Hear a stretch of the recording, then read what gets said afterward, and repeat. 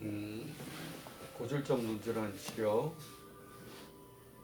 공막염에 대해서 설명드리겠습니다. 우리가 공막은 우리가 이제 각막이 있고, 이제 공막이 있고, 결막이 있고, 이렇게 눈 가장 바깥쪽에 이제 그, 어, 밖으로 비춰지는 이런 부위가 있는데, 이제 각막과 공막은 이제 흰색으로 비춰져요. 우리 이제 결막은 이제 얘가 하안결막, 상안결막에서 이 핏줄이 있는 빨간 부위, 또 눈 주변에 홍채 주변 시꺼먼 부위 바깥으로 흰색 부위, 그것을 이제 그 결막이라고 표현을 하고요. 그다음에 각막은 홍채, 이 아이리스라고 그러죠. 홍채 위를 덮고 있는 렌즈, 투명한 렌즈, 그 부위를 각막이라고 합니다. 공막은 눈의 안구 대부분을 싸고 있는 흰색의 막이 있는데, 눈의 흰자위, 또 안구 대부분을 싸고 있는 흰색의 막이 있습니다. 이 부위는 각막에는 혈관이 없지만, 이 부위는 혈관이 적지만 각막과 가까운 부위부터 이제 혈관이 많아서 이 부위에 이제 공막염이 발생하게 됩니다. 이제 각막과 이제 가까운 부위에 혈관이 많고, 또 결막, 그러니까 공막염이 생기는 부위는 각막과 가까운 부위, 이쪽에 이제 공막염이 생기게 되고요. 나타나는 증상은 눈이 충혈되는 것, 대표적인 증상이 충혈되는 눈 조직에 이제 흰자위가 빨개지는 거죠. 눈의 흰자위가 빨개지는 거. 물론 이제 결막염으로도 빨개질 수 있는데, 공막염은 눈 흰자위가 충혈되고, 또 붉은색 이제 반점들이 이렇게 생기게 되고요. 또 밝은 빛에 굉장히 민감하게 됩니다. 그리고 눈을 누르면 아프게 되고요. 또 눈물을 흘리게 되고, 이런 걸 방치하게 되면 염증 조직이 주변과 신경까지 손상시켜서 시력 장애도 가져올 수 있습니다.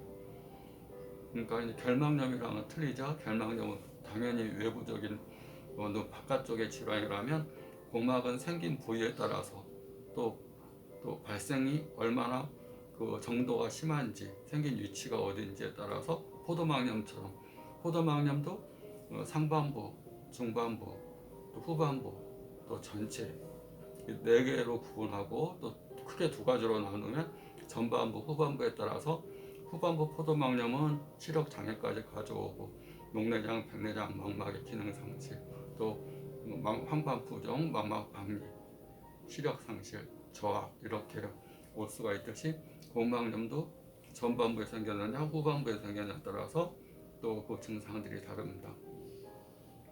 원인은 스트레스, 가장 큰 원인이 스트레스고요. 자외선이나 전자기기에 빛으로 노출되는 상황, 우리가 이제 빛을 자주 보는 직업들이 있잖아요.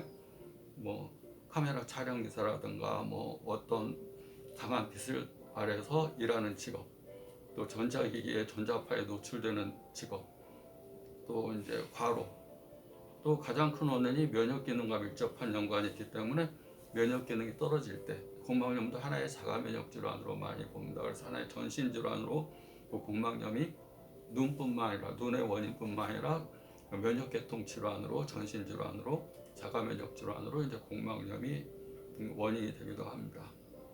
증상은 이제 눈 충혈, 특히 눈 흰자위에 붉은색의 충혈, 아까 붉은색 반점들이 있고요.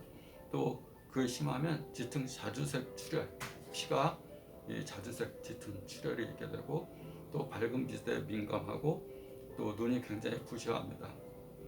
그다음에 눈을 누르면 아파하고요. 눈을 누르면 아픈 증상들이, 저번에 시신경염도 눈동자를 누르거나 눈을 움직이면 아프다고 그랬죠. 염증성 소견들은 항상 이렇게 염증 부위가 있으니까 이렇게 누르면 아프게 됩니다. 시신경염도 가만히 있으면 아픈 것보다는 이렇게 누르거나 눈동자를 움직이면 시신경염도 많이 아프고요.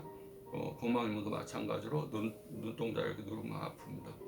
눈에서 깊은 통증, 겉의 통증이 아니라 좀 깊은 곳에서 통증이 있는 것 같다, 그런 걸 느끼게 되고, 눈물이 흐리고 시야가 흐리게 되고, 시력 장애, 방치하면 시신경 손상, 시신경은 공막염과 밀접한 연관이 있기 때문에 공막염이 심하면 시신경도 손상이 될 수 있습니다. 구분은 공막염이 생긴 부위에 따라서 상공막, 공막 위에 생겼는지, 후공막, 공막 뒤에 생겼는지, 또 공막 부위에 생겼는지, 세 가지로 이렇게 구분해서 치료합니다. 세 가지. 상곡막이냐, 그 다음에 곡막이냐, 후곡막, 곡막 뒤쪽에 생기느냐. 그래서 곡막은 각막과 곡막 사이에 생긴 염증. 예, 아까 그 각막과 곡막 사이에는 혈관들이 있다고 그랬잖아요. 그 혈관에 염증이 생기는 거예요. 곡막과 곡막 사이에 이제 염증, 그걸 곡막염이고, 상곡막염은 결막과 곡막 사이에 투명한 조직에 이제 염증이 생기는 건데, 붉은 반점, 충혈되고 따갑고 아프고 붓고 이런 증상들이 생깁니다. 그리고 일반적인 경우는 상곡막염이 생겨서 많이 오시고요. 근데 후곡막염이 이제 무서운 거죠. 포도막염도 후곡막염이 무섭고, 그러니까 포도막염도 자가면역 질환 가장 큰 원인이 뭐 세균, 바이러스, 진균 감염이라는 것도 있겠지만 더 많은 원인이 자가면역 질환, 면역계통이 깨졌을 때. 자가면역 질환은 면역이 외부의 진균과 바이러스를 공격하는 게 아니라 나 자신을 내 눈을 공격하는 거다 보시면 됩니다. 곡막염도 마찬가지로 면역계통, 자가면역 질환으로 보고요.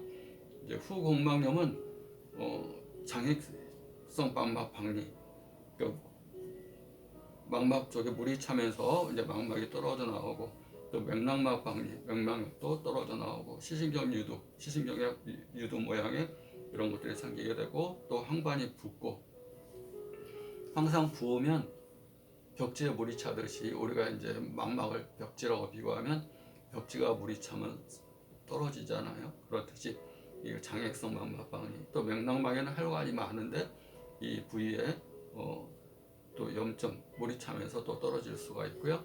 또 시력감토, 감퇴, 눈 통증.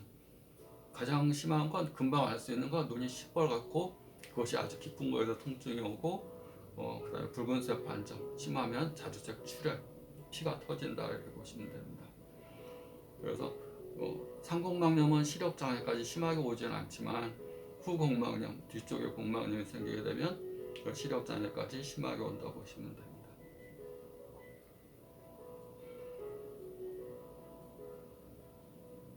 그러니까 면역을 평상시에 키우는 것이 곡막염의 가장 중요한, 뭐 포도막염도 마찬가지겠지만 자가면역 질환은 면역 기능이 균형이 깨져서 오는 거기 때문에 스테로이드를 쓰거나 안 되면 이제 면역 억제제를 쓰거나 그렇게 하게 되는데, 면역 억제제는 스테로이드는 이제 각막을 붓게 하고 안압을 오르게 하고 백내장, 녹내장의 원인이 될 수가 있어서, 그래서 그 약을 쓰다가 이제 안압이 오르거나 그러면 스테로이드를 못 쓰게 되고요.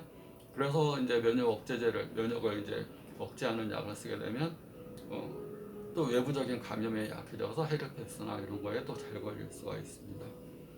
근본적으로 한약은 스테로이드 뭐 이런 개념이 아니라 청열, 해독 이런 개념으로 약을 많이 씁니다. 열과 독소를 없애면서 피를 맑게 하고 면역 기능을 정상화시키는, 면역을 억제 기능하는 게 아니라 일단 면역의 핵심은 피다, 그 다음에 열과 독소다 이렇게 보시고, 피를 맑게 하고 열과 독소를 없애는 치료를 근본적으로 한다 보시면 됩니다.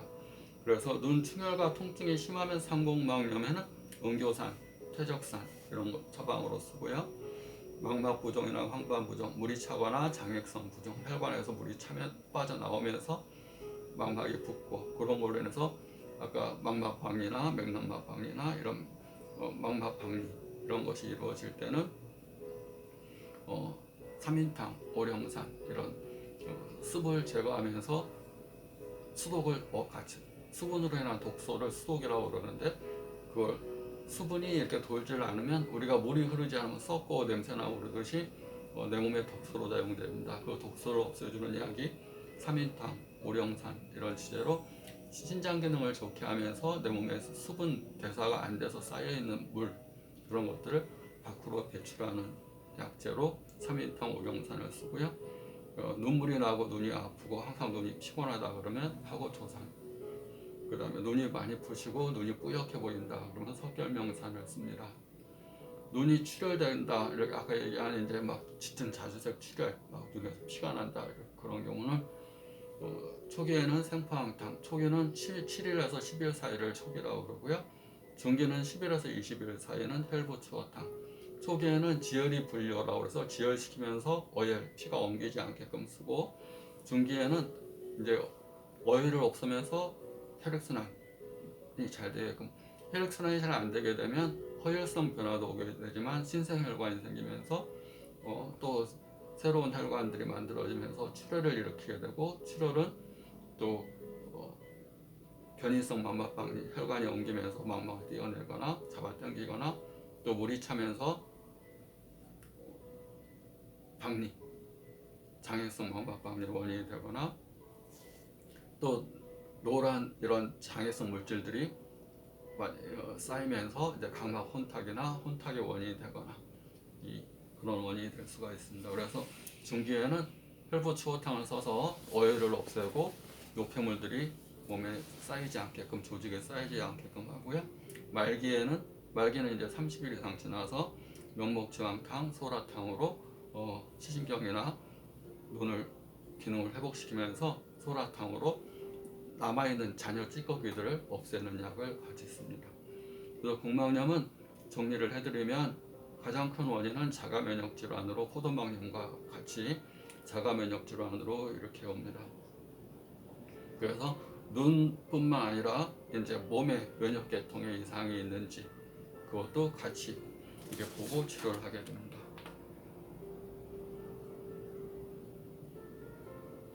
원인을 다시 한번 설명드리면 전자파 노출, 또 지나친 눈 피로, 실핏줄이 터지고, 그리고 공막에 실핏줄이 터져서 자색 출혈을 입게 되고, 스트레스, 만성적이고 지속적인 스트레스, 그다음에 염증성 장질환, 우리가 이제 염증성 장질환을 앓고 있거나 루마티스 관절염, 또 쇼그렌증과 같은 면역계통 질환과 함께 발생하기도 하고, 면역력, 또 자외선 전자기기의 빈노출로 인한 눈 손상, 또 면역력이 저하 등이 큰 원인이 된다고 보시면 됩니다. 그래서 공막염은 눈뿐만 아니라 몸의 이상도 같이 진단을 해서 함께 치료하면 근본적으로 치료가 될 수가 있습니다. 네, 공막염에 대해서 설명드렸습니다. 감사합니다.